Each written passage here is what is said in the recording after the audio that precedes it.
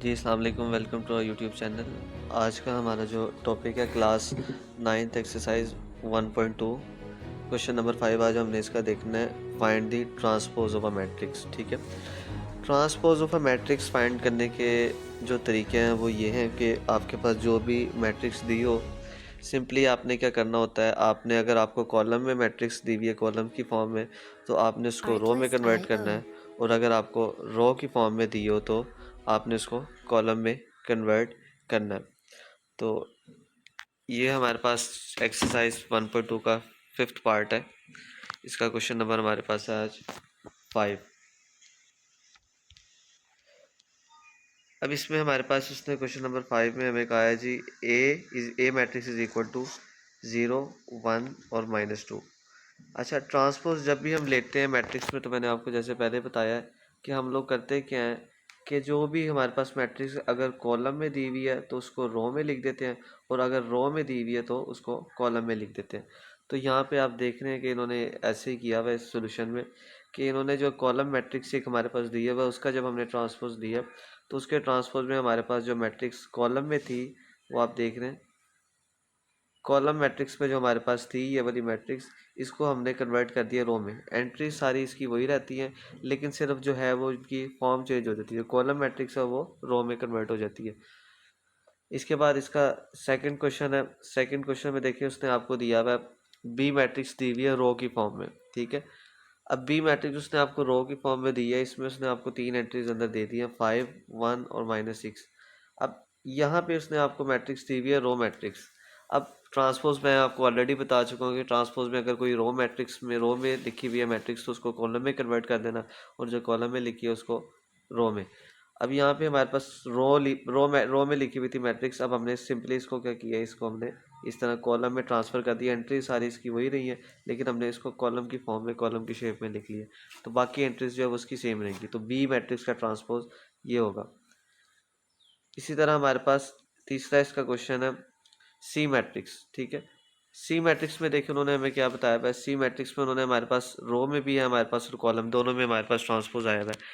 अब इसमें हम लोग क्या करते हैं, इसमें आपके पास दो ऑप्शन होती है। या तो आप इस तरह से पहले इस रो को कॉलम में कन्वर्ट कर लें, फिर सेकंड रो को कॉलम में कन्वर्ट कर लें इस तरह, फिर थर्ड रो को जो है वो आप कॉलम में कन्वर्ट कर सकते हैं। एक दो तरीक़ेकार ये है।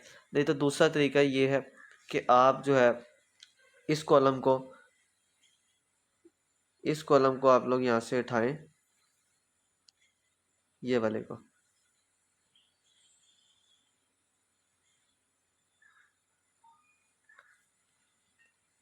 ये हमारे पास जो आ जाएगा 1 2 3, ये कॉलम था, इसको हमने रो में कन्वर्ट कर दिया।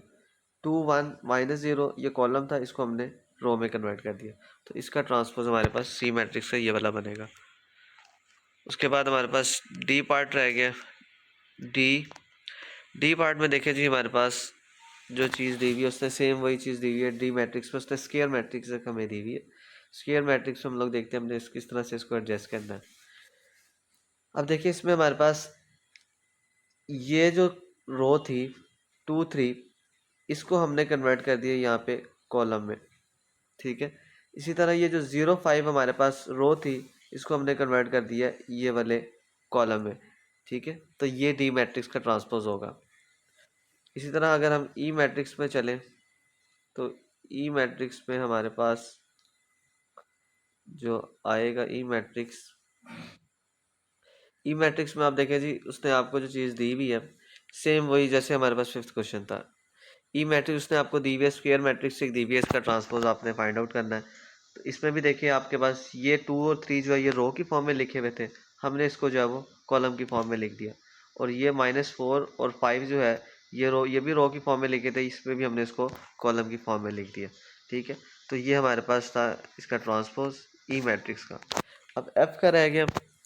एफ में भी आप देख लें, एफ में भी हमारे पास स्क्वायर मैट्रिक्स दी हुई है, वो भी हमारे पास सेम एज इट इज है जैसे पुराने हमारे पास क्वेश्चन है।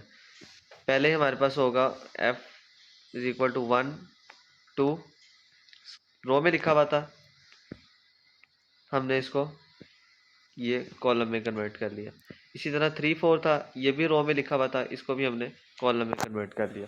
तो ये तरीका हमारे पास होता है ट्रांसपोज फाइंड करने का।